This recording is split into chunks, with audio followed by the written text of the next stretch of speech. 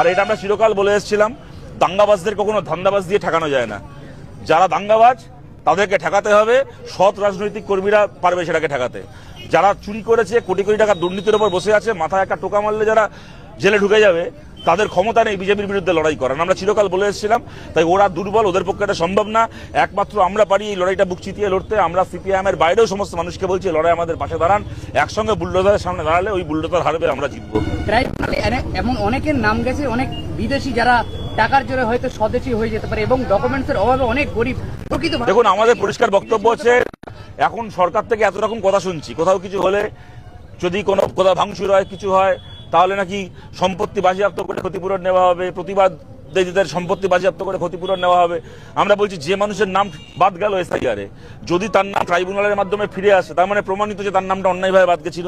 তাহলে এই যে তার নাম বাদ গেল, তিনি একটা ভোটে ভোট দিতে পারলেন না, তার হয়তো সরকারি প্রকল্প থেকে নাম কাটা গেল, তাকে লোকে বাংলাদেশি পাকিস্তানি বলল, তাকে ডিটেনশন ক্যাম্পে ঢোকানোর হুমকি দিল, এই সব কিছু, এই যে হেনস্থাটা হলো, তাহলে তার ক্ষতিপূরণ ইলেকশন কমিশনারের মাইনে কেটে কেন সেই ক্ষতিপূরণ আদায় করা হবে না? এই দাবি নিয়ে, এই প্রশ্ন নিয়ে আমরা সুপ্রিম কোর্টেও যাব আগামী দিনে।